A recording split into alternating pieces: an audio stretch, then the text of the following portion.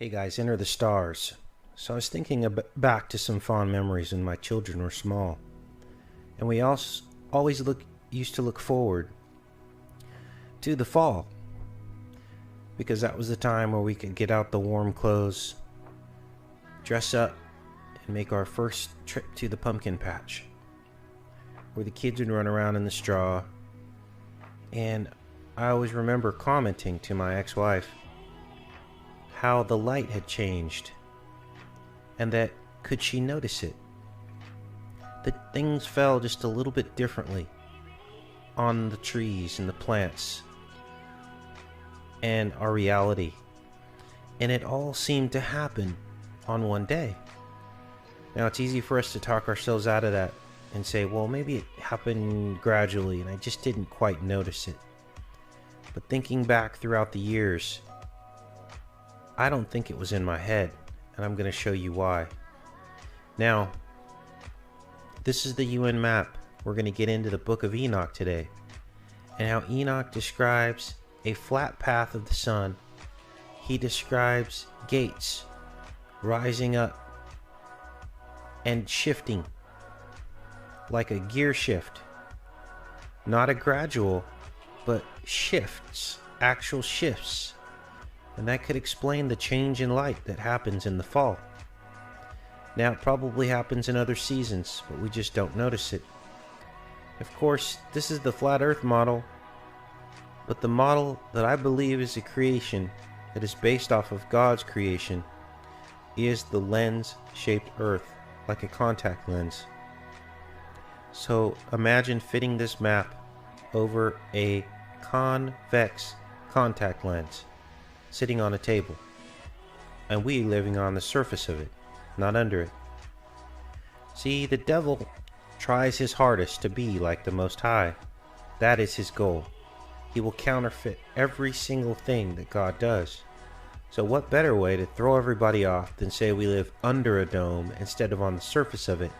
Because under a dome would lock you into this small world, and you would feel as though God doesn't care because he locked us in a petri dish, where in fact we live on the surface of the dome, and we can, this heavens are before us, infinite heavens. God is reflecting back at us, but we'll get into all that. But first I want to address this. Extrapolating this image out, we're looking at the owl. Now, don't run away, because Satan wants to be like the Most High. He wants to establish his kingdom on this earth. So what he does is he takes the miracle of God, and I'm going to show you from the Book of Enoch how the sun actually follows this owl path, and I believe it's in a figure 8. But see, the devil wants to mimic God, have you not believe in him and worship him here on earth, and he uses the signs and symbols to do that, to control your mind and to confuse you. But there are way too many synchronicities within the Bible for all of this to be evil, and I believe in my heart it is not. And I woke up this morning feeling like I did when I was 4 years old, and I knew I had a toy waiting for me when I would awaken.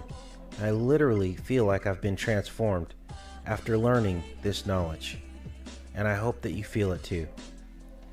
So the Book of Enoch, and we'll get into that, travels in this path. It says that it rises up through the north to reach the east gate. Now we got to think about reflections here and how this works, and we're going to pull this apart today, and I'm not sure what we're going to find, but we're going to dig. But first, why would Satan choose this image, Moloch? Extrapolate all this out. Think about where these curves go.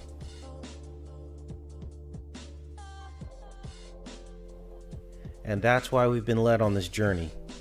Now, Satan didn't create the stars in the movement of the stars. So we have to ask ourselves, why would he choose the owl, knowing that someone could figure this out? Because life is a giant process. And thanks to the subscriber I was brainstorming this with yesterday. As we go up toward the heavens, everything gets less dense. It's like a giant arrow pointing toward God. We start in space, the vacuum, down to the upper atmosphere where there's little oxygen, a little less dense. Then we get to the air, more dense.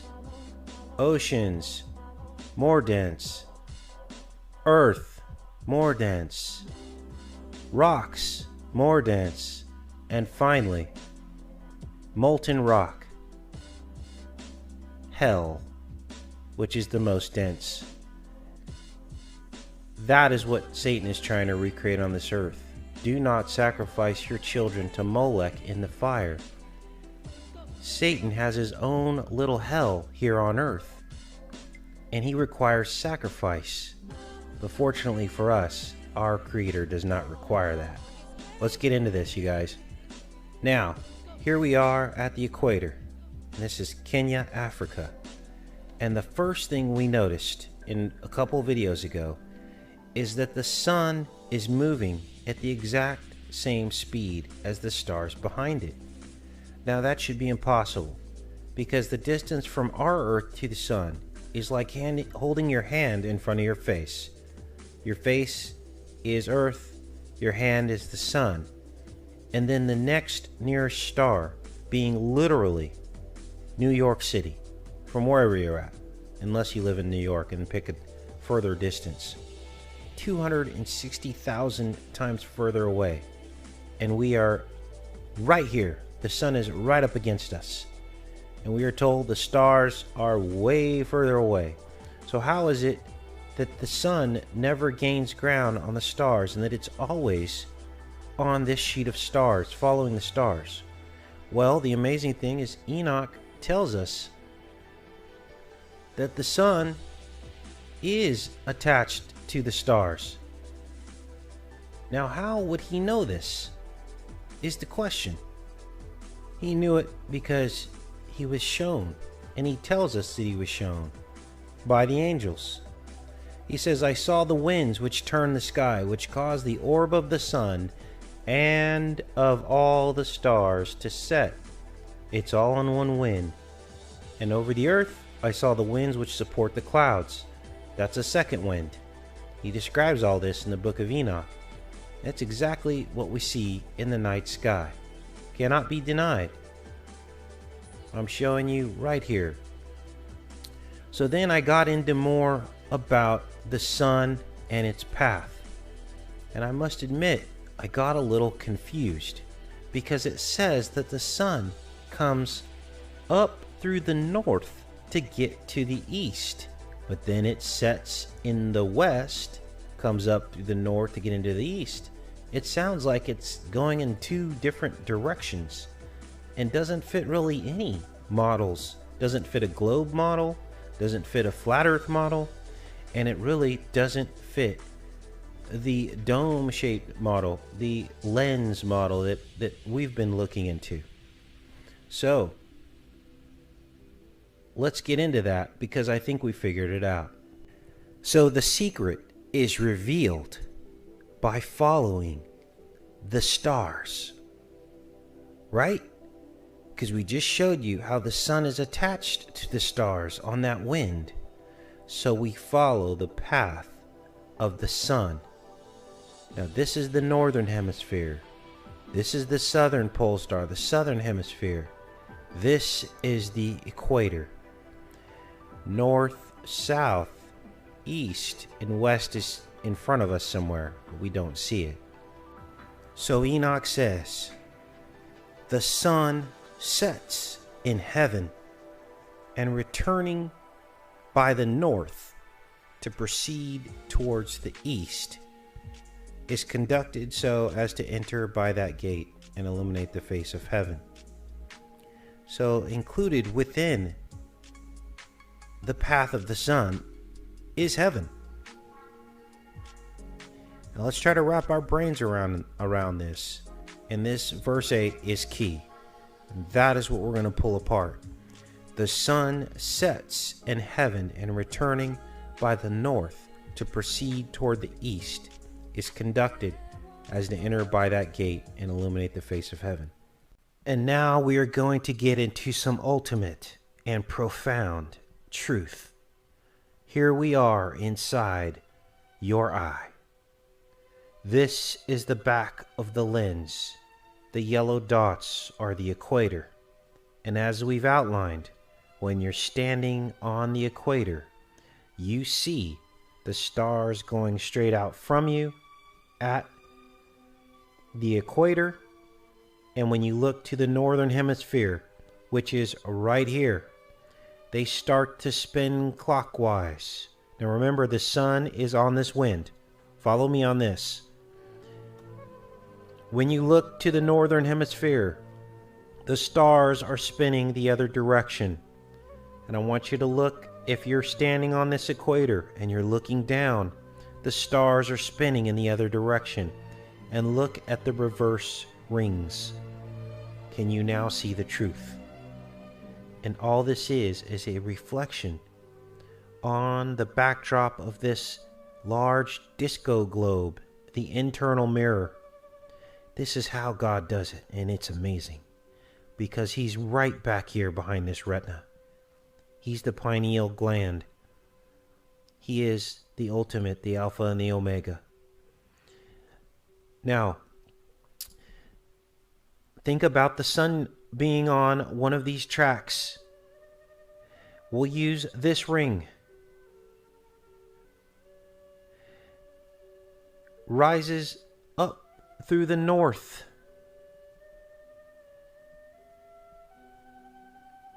To rise in the east. Do you see how this works? It's reflections. And rises up through the north to return to the east. Rises up through the north to heaven to return to the east. And as it projects down onto this lens, it creates a perfect ring. And so Jesus asked His followers, and now I ask you today, do you have eyes to see and ears to hear? The eye and the ear are the two witnesses of God's creation.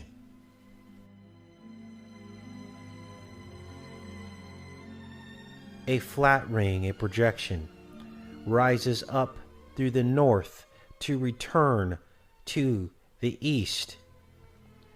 And this is simply fascinating. This is another first truth bestowed by the Holy Spirit. Simply amazing. And here are the words of Enoch regarding the sun. The sun sets in heaven, and returning by the north to proceed towards the east.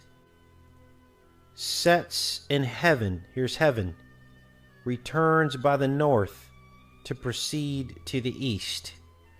And even though it's doing this motion, it reflects down onto this surface, our earth. We're on the outside of this contact lens. And this is what we see, and we're seeing it right now in real time. Because the sun, remember, is affixed to the stars, and this is the star pattern we see in the sky. And Enoch continues on. It talks about that the sun is instructed to do so that it can illuminate the face of heaven. And that's exactly what we see in this model. In the same manner goes forth in the first month by a great gate. It goes forth through the fourth of those 6 gates, which are at the rising of the sun. And in the fourth gate through which the sun with the moon proceeds in the first part of it. There are 12 open windows from which issues out a flame when they are opened at their proper periods. And these are our solar flares. And I can almost bet you that if you or one of these channels that tracks the solar flares, BP Earthwatch, if you were to look at where these flares are coming out of on the surface of the sun, you would probably notice that they only come out of 12 holes. because this is what Enoch has said, because he was shown the secrets of heaven. Then the sun rises in heaven. It goes forth through these fourth gate, 30 days. So it goes through each of these gates for a period of time. And the gates that it goes through are the 6 gates. The 6 gates of the UN model. And again, because of the reflective effect of the retina in the back of the eye, the globe internal mirror, even though the sun is following the star paths in that figure 8 pattern, it reflects down on Earth as a ring, and it follows each of these gates. There are 6, 1, 2, 3, 4, 5, and they're showing us their dominion over the secret knowledge here. This is Rome. That is the 6th gate. How do the seasons work? Well, when the sun is on this gate, it never quite gets to the North Pole, so the North Pole stays cold. But in their summer, they see the sun all day long and all night. It never sets as it rotates around them. During their summer, we are experiencing our spring. Do you see how this works? When it goes in through the next gates, this is our summer because it is over the top. The sun is in this next ring over the top of the northern hemisphere. But when it is on this internal ring going right over the Arctic Circle, the people in Antarctica don't see the sun. It stays dark for months at a time because the sun is so far away. Remember, this is all mirrors and gates. And the same thing applies as the sun progresses on each track. And that's why you sense a shift in the light. Because God is controlling the sun coming in and out of these gates. And that is the truth. And the sun goes on proceeding through its gates, as Enoch outlines here, lengthening and shortening the days. How does that work? Well, we go back to our map, and the days get shorter as we don't see as much of the sun. Let's give you an extreme example. It's summer in the southern hemisphere. The sun is in this track directly overhead, warming this portion of the sky. And the sun is in its full glory as it's going through this ring just away from the outer edge. Well, the people in the northern hemisphere are not going to see the sun as brilliantly and as brightly. And in fact, standing on the lens, that sun is not going to be in the sky for as long as it is for these people as it rises and sets because of the angle of the rays of the sun. And that's about as simply as I can put it. And that is how we get our seasons. And ultimately, this is what we see when projected down. But as I just demonstrated to you, it follows the sheet of stars. Just think of it as a reflective effect and know that what Enoch says is true, that the sun passes through the glory of heaven each and every day. And God has the ultimate power over these heavenly bodies. And so you see the earth is neither flat nor round. And what way for the enemy to confuse and confound, knowing that the prophecy of the last days would come true, that knowledge would increase?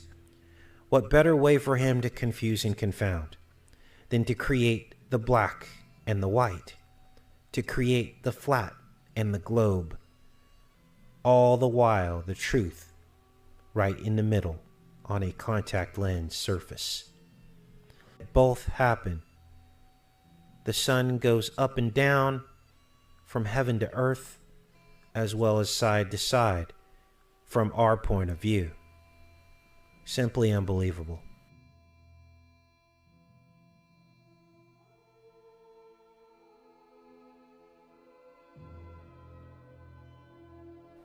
Anyway, you guys, take care and be safe and be blessed.